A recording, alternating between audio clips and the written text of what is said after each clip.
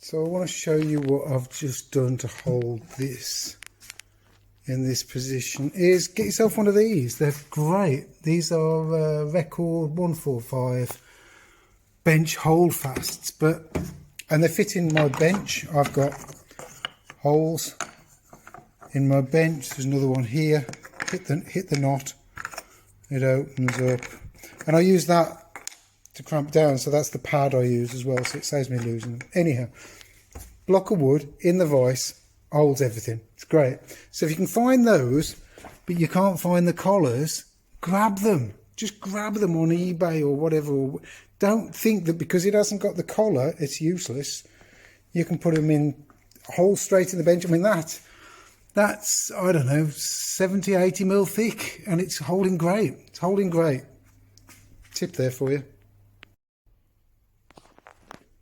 I can't tell you how nervous I am sometimes when you've spent a while sorting and moulding out of timber about jointing it, and this is going to be mitered, and making sure that it sits in exactly the right place. I've had to wait until I was in the right mood, which sounds pathetic, doesn't it?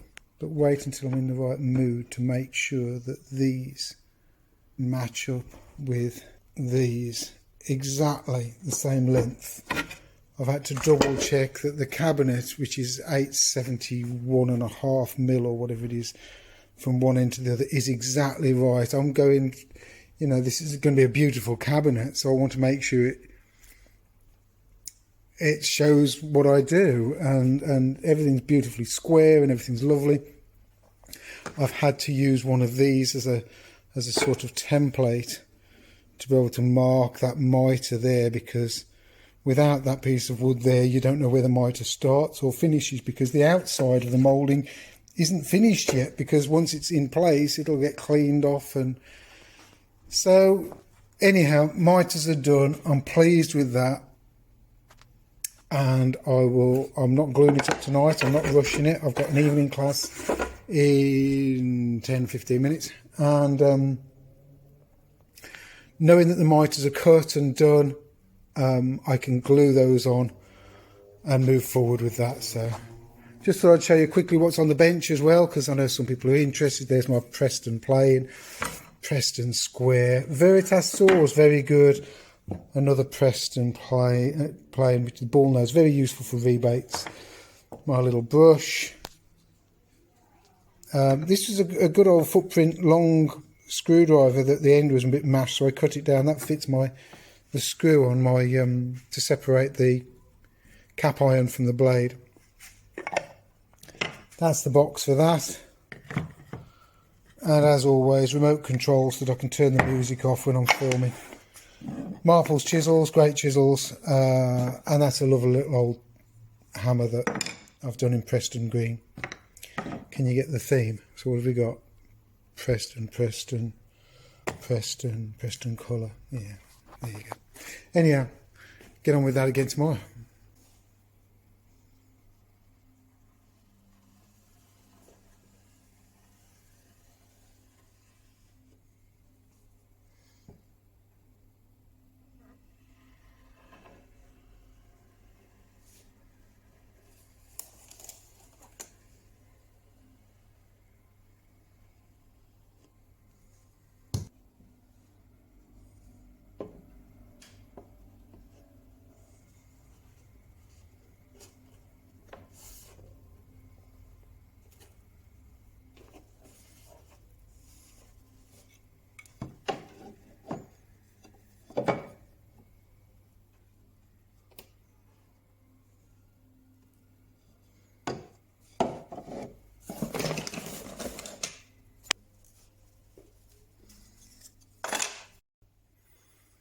I flipping hate it.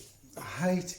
There's a little tiny gap under here, and this just isn't good enough. It's just not good enough. Not good enough. Take it off. Do it again. Not good enough. It's just not good enough.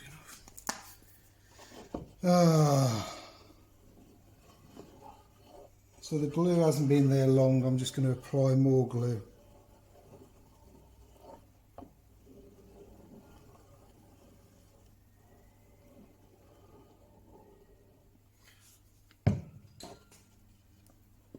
Let's see if I can get it right this time. So what I'm doing here is I'm lining this up. This mitre here has got to be lined up with the bottom. And if there's thousands of you shouting out there how to... Thousands. There's a couple of you out there saying you should have done it like this, you should have done it like that. Yeah, okay. Thanks. It's got to come this way a bit. And I can wobble it this way. Right, that is flush on the bottom. That's bang on the mitre. That's in the right place. How can I hold that there? Further on the bench. You're in the way. Alright, so here's the green dot. That's got to be level with the green dot or it's not right. It's right. Okay, that's great. So that's in the right place now. And now I'm going to tighten that down. The whole cabinet's squeezing down. That's better. That's better. Now I can pull this into place. Pull this into place. Tighten that up. Much better. Much better. Right, let's use that method again. That can sit there. More subscribers. Now with this, that might lift. So I've just got to be aware that the cabinet goes down, hits the bench, and then if that comes up, too tight. That's great. That's it. Next one. I'm going to run out of these pieces of wood because this isn't their job. This is a better method. Much better method. Only made possible because I've got the other piece on the other side. So I'm pulling that down, pulling it back into the V-bait, tightening it down, cabinets on the back of the cabinets on the bench. Move on to the next one. Oh, come on. Okay, more pressure further back here. Come on. Oh, glue oozing out. Back of the cabinets down. Glue oozing out. That's better. That's better. Oh, much better. Much better. Right, can I get a cramp on here?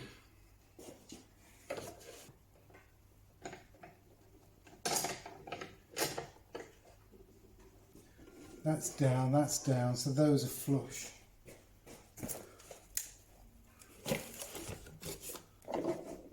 It's just a bit off, but that's down. No gap. How can I get rid of that bit of a gap?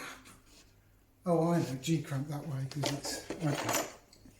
So it's coming out of the,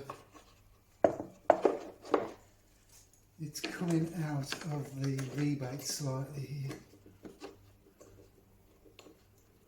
So if I can put it down here,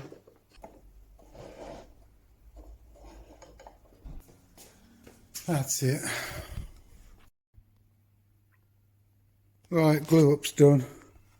It's not bad. It's not as... it's not bad. It'll be alright.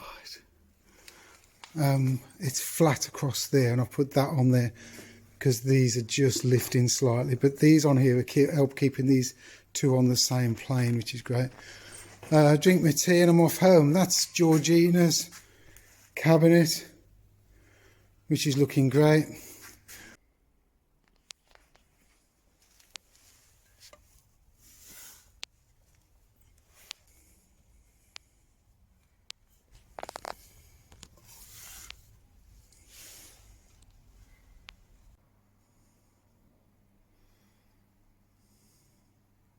I've really got to go.